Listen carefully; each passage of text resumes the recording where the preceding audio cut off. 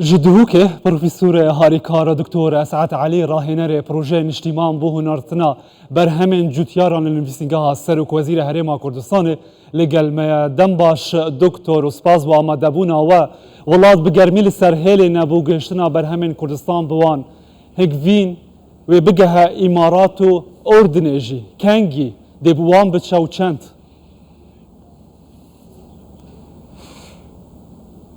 پیروزا الهمی جوتیارن کردستان و المهمیا پیروز بیتن افروکا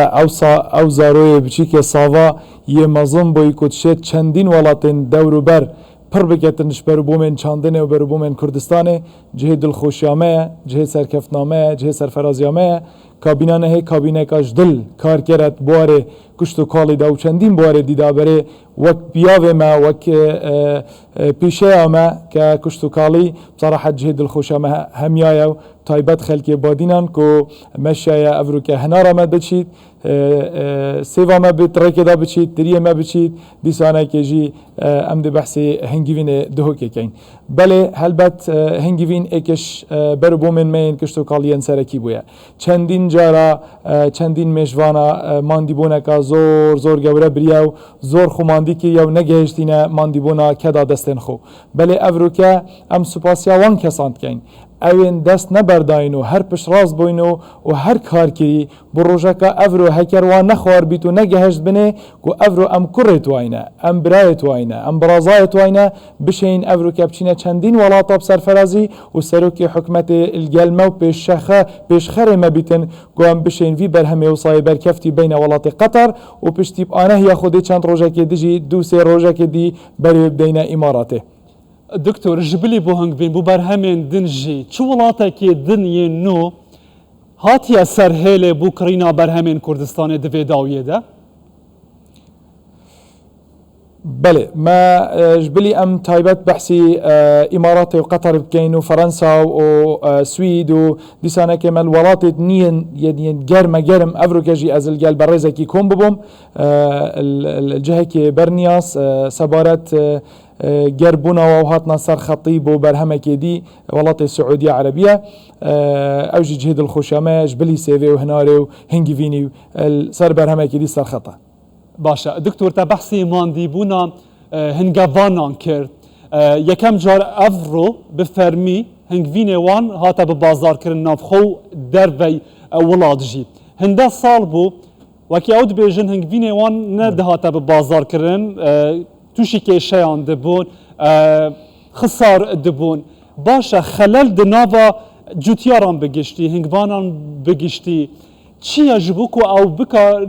حتی کو نکارم بخوا بازار خوا بکن بخوا رین نو بگرنه برخوا حتی بکار بن بر همین خوا برین راست و درست بازار بکن دست وان دنمینیتن بله هلبت اف منطقه جغرافيا فيغاف كي امتدا منطقه كسر بخويا وازاده جبر برو بومت ولاتن دورو برن جيران ما وكي ايران وتركيا بشكل كي ما بفيت منافيت بتاكوب كومي داخلي كردستان بيتو وبتايبت هكون بيجين دهوكي افي چند ول بنش بارد مكر بونشان هنگوين خو ان برهم خويا سالانه بگين استا كي بيدوي ال دي فروشاري ان دي فنرخا اوا هن ماندي بون بيفبري لو مانا كي افروكا ام دل ديف استراتيجيا سركيا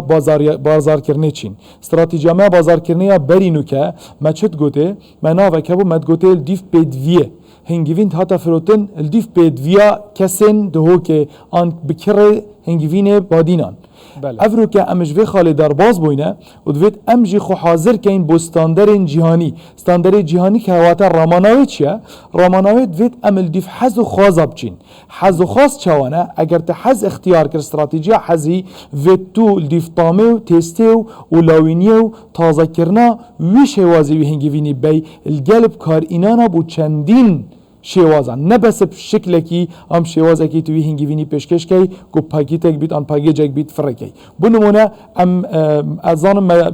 ما دستورینی ام نوید براندال سر تلویزیون بیجین بلی پا برانده که یکو شربت که وقت خون یا بیانی بوچی رابویا چندین علبه آن قدیک آن کن تعبیه کری نشوی 250 مل 250 مل 330 مل 500 مل 1 لتر لترونيف 2 لتر بو هاف استراتيجيا دايفرستي هيا تنويعي هيا دا بشين بترترين شێوە ئەوی بەرهەمی بکەنە چیکێدا و سەرف بکەن ئستیلاکێ بێنە سەر هەر کەسێکی دیف سەرفاوی ئەن دیف ئستیهلاکاوین بکارهێناناوی لەوانێکی ئەف استراتیجیا هەنێ دە پتر بەرهەمی چیکێدا ئێتە استیهلاکردن پتر دێ خۆز کەفتە سەر خۆز زێدە بۆ پتر نرخ دێ بلند بیت پتر نرخ بلند بیت جوتیارێمە پتر دێ استیفادە کرد پتر دێشێت کارێ خۆ بەرفرە کرد زۆر سپاس پرۆفیسۆرە هاریکار دکتۆر ئەسعەد عەلی ڕاهێنەرێ پرۆژەی نیشتیمان بۆ هونارتنا بەرهەمێن جوتیاران لە نویسینگەها سەرۆک وەزیرە هەرێما کوردستانê ji dûkê li gel me bûye.